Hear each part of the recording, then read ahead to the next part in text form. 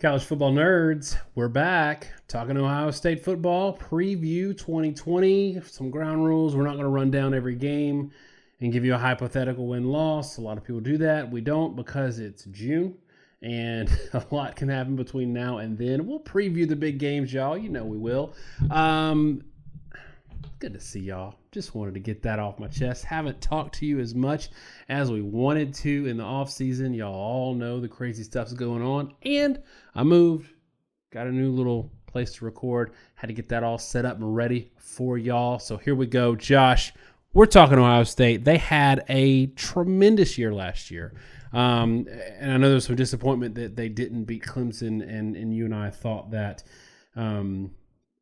couple of breaks away from really handling Clemson in that game, at least coming out and playing LSU in the championship game. We just did a preview on Texas. And one of the things that we discussed in that preview was I have a theory, and you agreed, that nobody's winning a national championship anytime soon without an elite quarterback. And there's just the maturation of offenses that's been able to exploit defenses, even really good defenses in college football these days. If you don't have an elite quarterback, it just doesn't look like you're going to win a national championship. It's not 2015 Alabama with Jake Coker, 2009 with Greg McElroy. It's not that anymore. So we had questions about Justin Fields coming into the season last year. Honestly, we had questions about Ohio State in general coming into the season. You and I had them number one once things got rolling. We had them number one almost all the way through. But we still said going into the playoffs, we didn't know what we didn't know. And one of those things was, how will Justin Fields handle a team like Clemson, handle a stage like that, handle a defense like that? We have some concerns about a Texas team that might have all the other pieces, but we're really not picking them to be in the national championship hunt because Sam Ehlinger isn't that elite quarterback. Is it safe to say that we've seen enough from Justin Fields to not only think that they've got the quarterback chops to win a national championship, but they might not even need as many key pieces to be at a level of Texas or Alabama, because the quarterback would be that equalizer if they did have some deficiencies? I think that's all pretty fair. If you followed our channel last year, we had Ohio State as our top team almost the entire season. And they were dominant on both sides of the ball, but they were, I think the defense got a lot of credit and Chase Young got a lot of focus, but the offense was equally as dominant. And they did that beyond really an offense that focused on Justin Fields' ability to run and throw. Now, Justin Fields lit up a lot of teams with his arm, but there's no doubt that the offensive complexity came from the threat that Justin Fields presented as a runner. And they did just enough early in the season to make teams realize that that was something that you absolutely had to respect, because if you didn't account for Fields, he was going to get easy yardage and he was going to burn you with his ability to run the ball with his legs. I think the issue with Ohio State that went into the playoff game, you talk about how he handled the stage. I really think it came down to the knee injury. And like a good competitor and like a good coaching staff, they didn't use the knee as an excuse. They didn't use it pregame. They didn't use it postgame. There were a couple plays there, like one scramble up the middle, and we've talked about it a lot on the channel. Justin Fields was not 100%, and I'm not even sure that he was 80%. I think he was like 60% in that game. He did not have the ability to pull away from people in space. He got run down on one play by a middle linebacker where he was usually running and could run away from defensive backs and safeties. I think given what Fields is as a runner and a passer, they have the ability to make everything else better, right? Fields can beat you with his arm. He can beat you with his legs. He can make throws down the field vertically, but he also creates a dynamic where the other team is just strained at all times.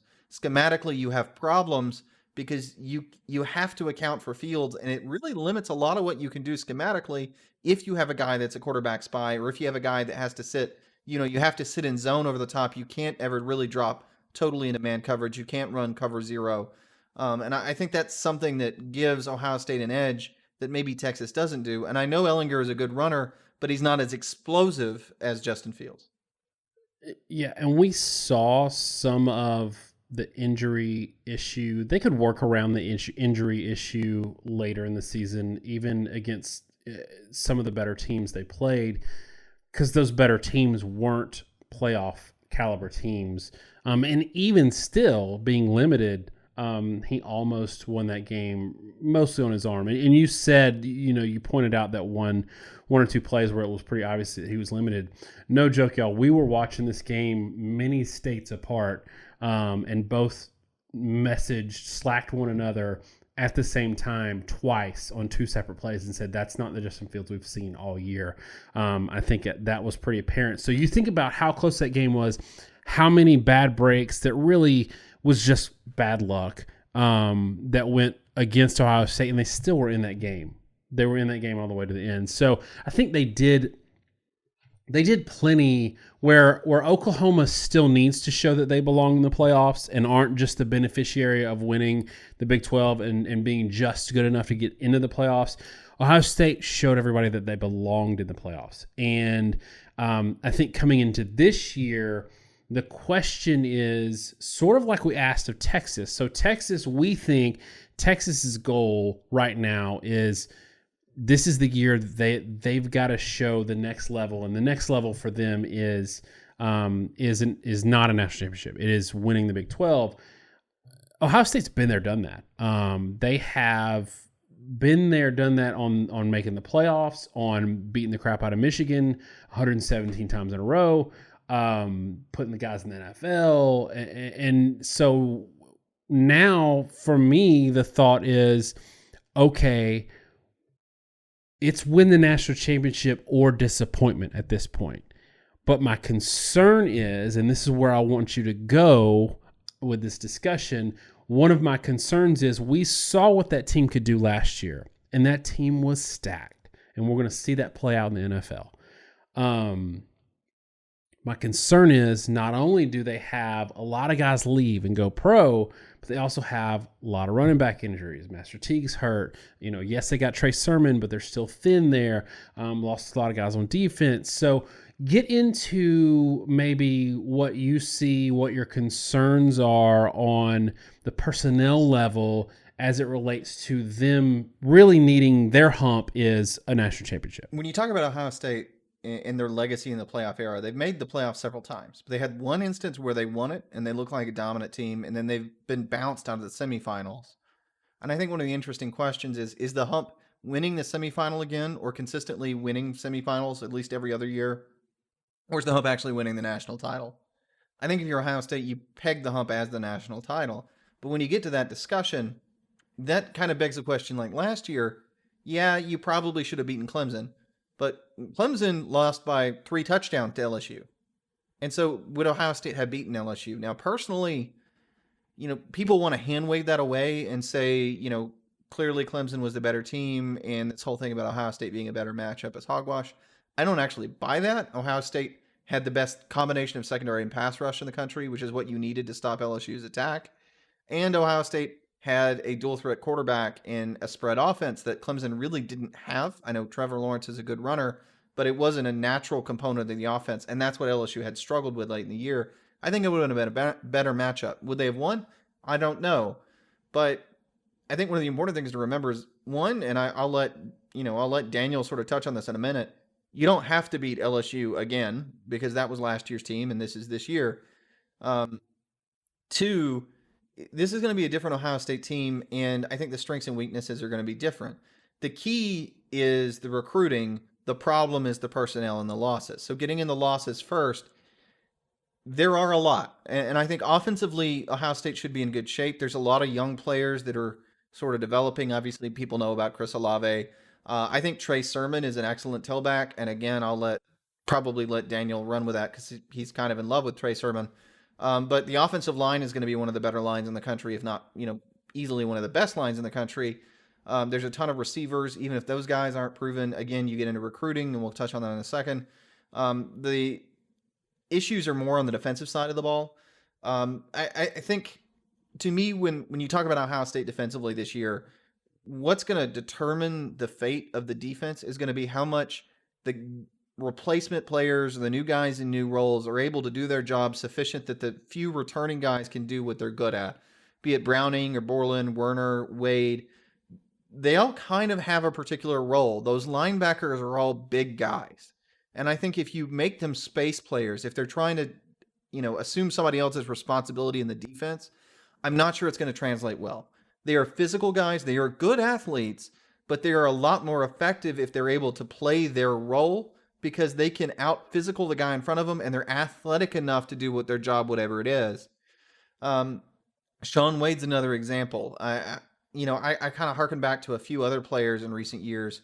Probably the biggest one in my mind was Minkah Fitzpatrick in the 2016 Alabama defense. That defense was a different defense when Fitzpatrick went from nickel to safety, and that happened due to the injury to Eddie Jackson. When Fitzpatrick was at nickel, he was one of the most disruptive players in the country, if not the most disruptive defensive player in the country that year. When he was forced to play away from the ball at safety, he wasn't the same guy because you have coverage responsibilities. You can't give up your 2 deep zone or your 3 deep zone or what have you to come to the ball. You have to step back there and wait on it, especially in the era of the RPO. We talked about a little bit last year in the game against Clemson that Simmons for Clemson wouldn't be as much of a factor because, again, Ohio State was able to spread the field and put him into coverage.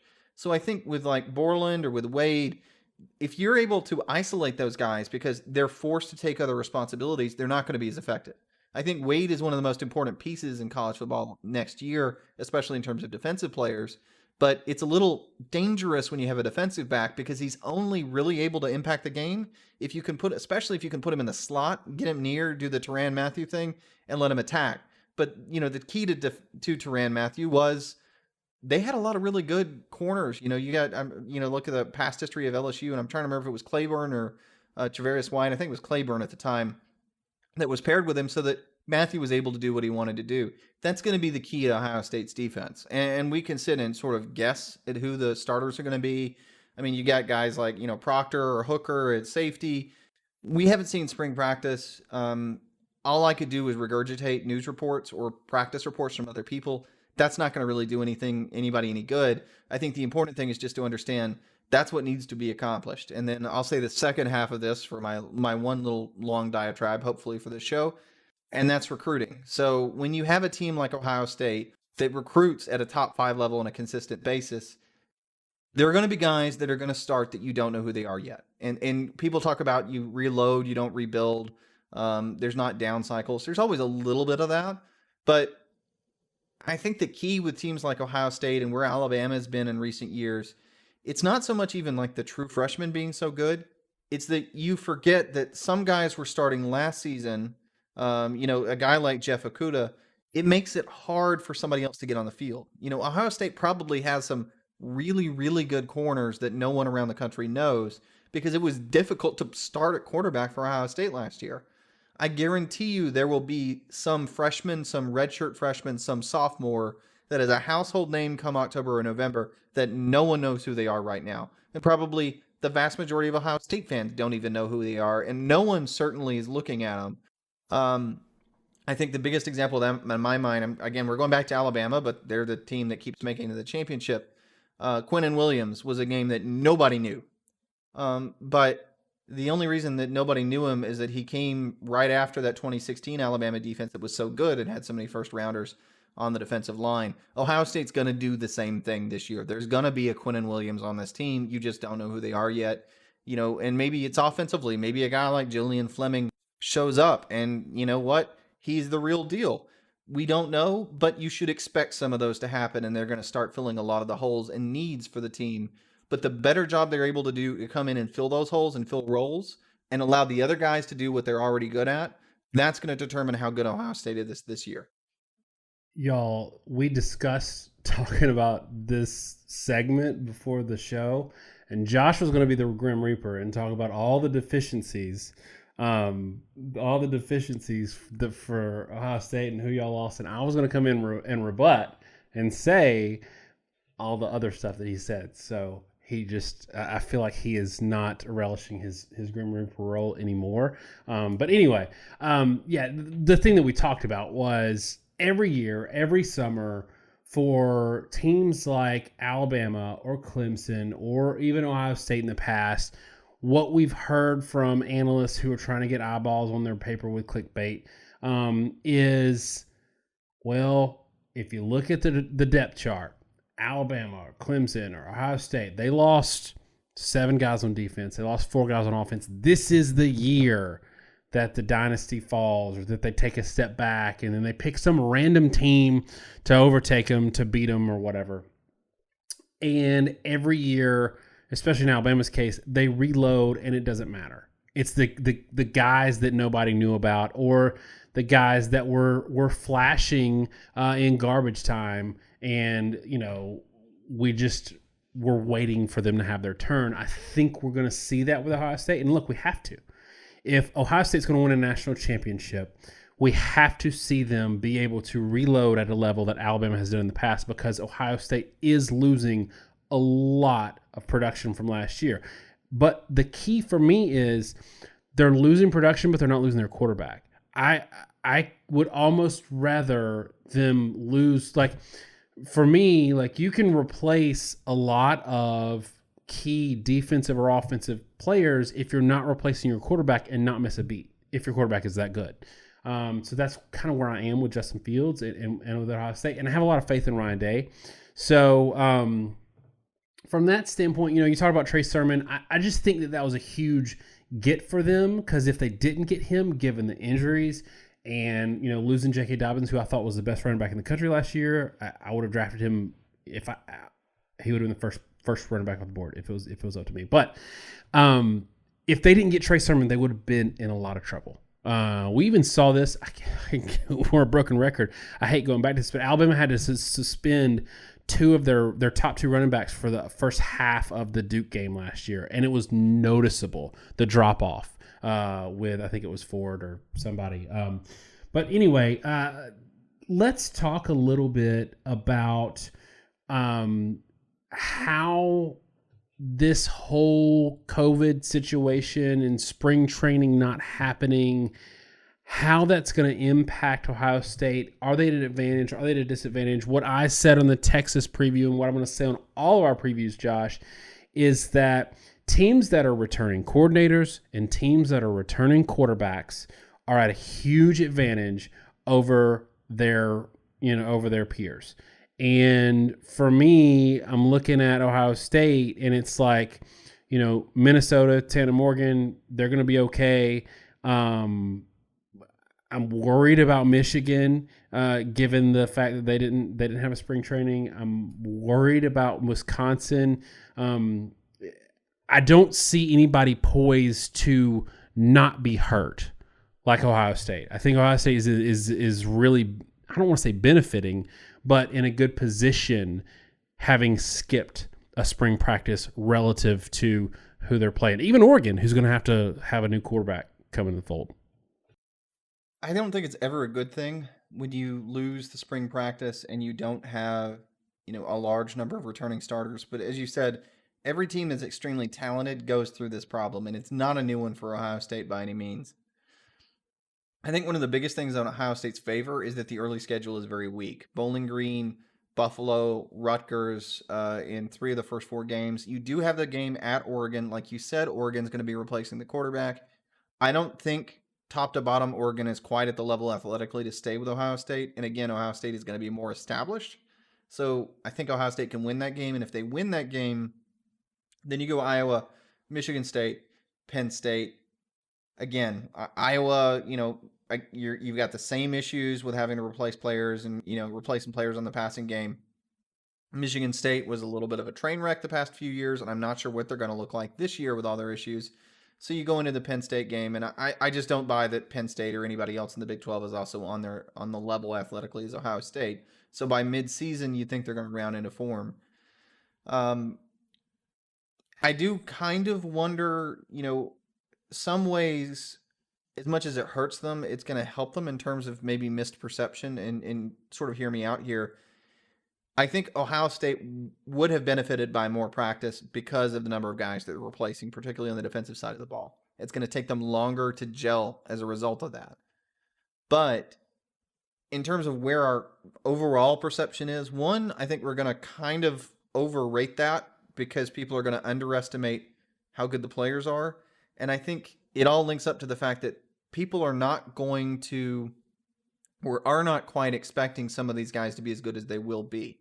If we'd had a spring game, a lot of the differences in the way people view things would have really not been how much better Ohio State would be, but it would have been the confirmation of how good some of these replacement players would be.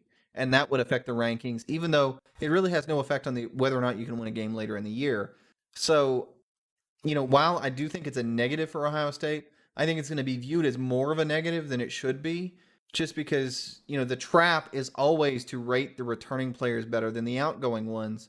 And we see this, throughout football. Again, the best players really on both sides of the ball are usually guys that you don't expect. If you think about it, the last several years, your Heisman contenders or your Heisman winners have generally not been players that anyone would have pegged. I mean, who would have expected Joe Burrow to win the Heisman last year? Or who would have expected Kyler Murray to win the Heisman before that? This past year, Justin Fields was expected to be a good player. No one really expected him to be anywhere near as good as he was. So I think that should be the reality and the expectation of your Ohio State. I do think it negatively impacts them, but in the people's mind that look at 3 returning starters, I think people are going to think it's a lot more negative than it actually is. The other thing that we have to remember, because we compare last year's Ohio State team and we say, okay, they probably wouldn't beat LSU. Ohio State fans, don't kill me.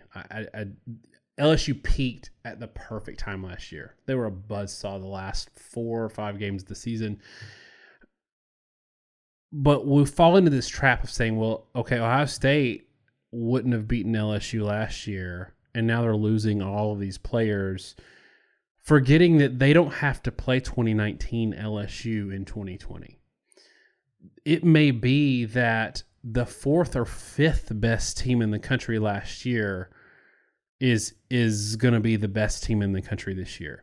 And that's what frustrates me a little bit, not only in this comparison or this analysis, but how we always tend to compare across years, especially when we're looking at like what teams deserve to get into the playoffs. And we say, well, 2017 Alabama got in, but then 2015 so-and-so got left out.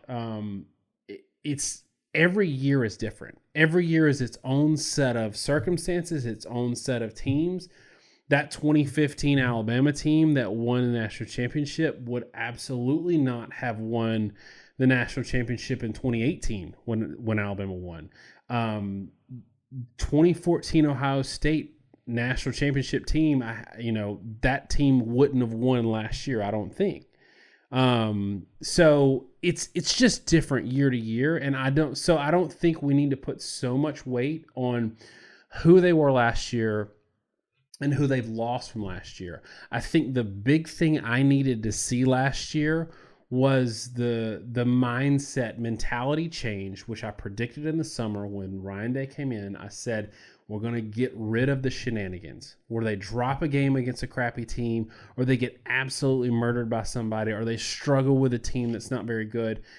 Ohio State did none of that last year. They were having none of that last year. Even the ugly weather injury, Justin Fields injury game against Penn State, they still won, and that was a good team. So I think that's a game in years prior that they would have lost. So that the mentality shift has already happened, and that's what I needed to see. Now, like you, I'm not as concerned with the personnel losses. Maybe I am at scale with so many, but I do have comfort in feeling like that they've got the trains running in such a way that people are going to step up. People are going to step up, and you get past Oregon, and you do have a long time to mature your players throughout the season that are fresh faces. So that by the time Michigan rolls around, they're seasoned veterans. So from that standpoint, I feel pretty good about Ohio State. I want you to give me, look, like we said, we're not going to do game by game, but I want you to give me your prediction for Ohio State this year. Don't tell me national championship winner or not, but tell me, do they win that semifinal game and get over the hump? What do you think? God, that's a long way out to predict, Daniel. So thank you for giving me an easy question here. Look, I think Ohio State is easily the favorite in the Big Ten. I think anyone that says otherwise is kind of blowing smoke, frankly. And we talk about this a lot, that you can say that X team, like maybe you pick the field in the Heisman race, right? The Heisman frontrunner very rarely ever wins the Heisman, almost never does in college football. But just because that guy doesn't win the Heisman, your odds of actually picking the guy that does are slim. And with Ohio State, if you talk about picking the Big 12 or Big 12, if you talk about who's going to win the Big 10, sorry, we're doing this right after the Texas preview. The Ohio State is easily the odds-on favorite, and I think there's a very high percentage chance, more than 80% or greater, that they win the Big 10. And if they don't win it, it's going to be some team is way better than we're anticipating right now. At least that's the way I view it.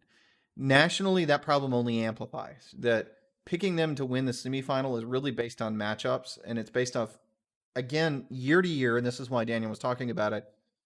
You like he said, 2015 Alabama wouldn't win the championship in 2017. Certainly would not have won it, I think, last year.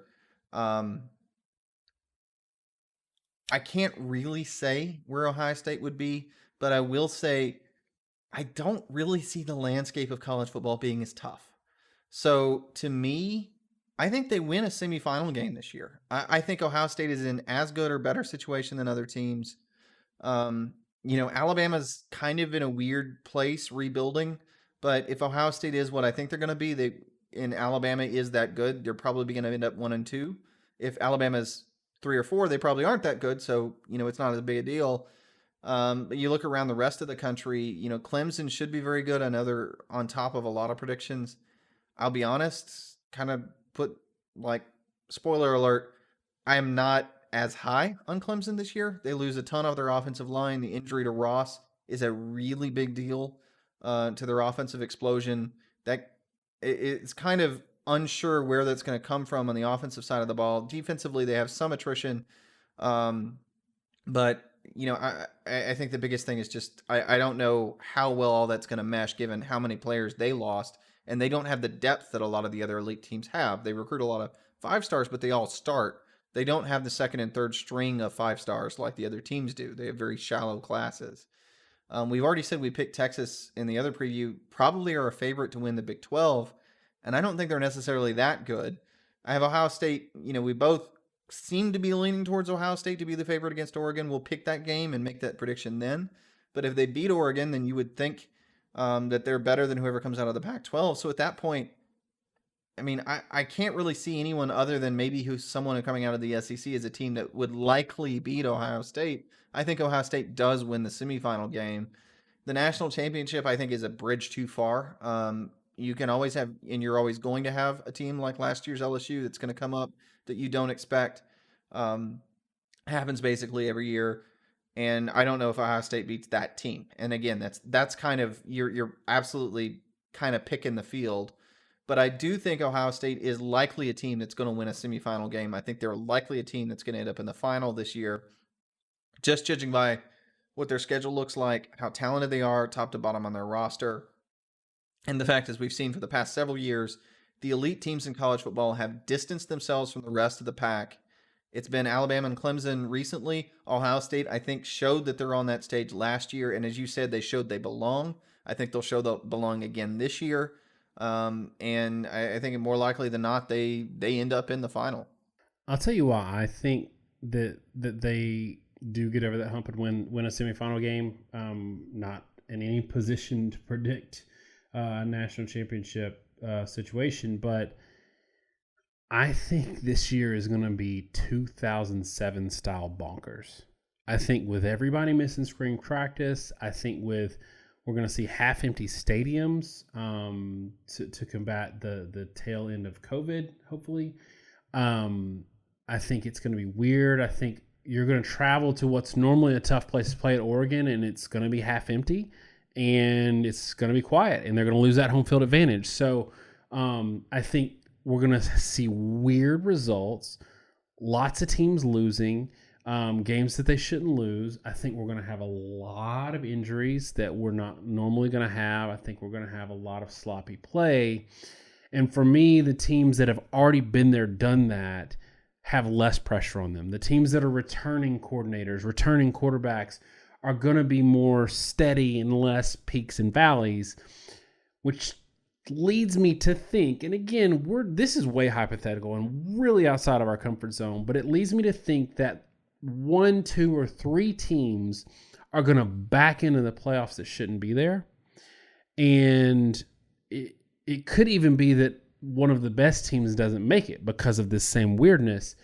And in that situation, I just see that if Ohio State, handles their business in the Big Ten, they're going to be one of those teams that belongs there, that has been there before, has been there again, and will be better poised to play probably an outmatched team. I feel like the 3 and 4s this year are not going to be nearly as good, although the 4 has not been good recently.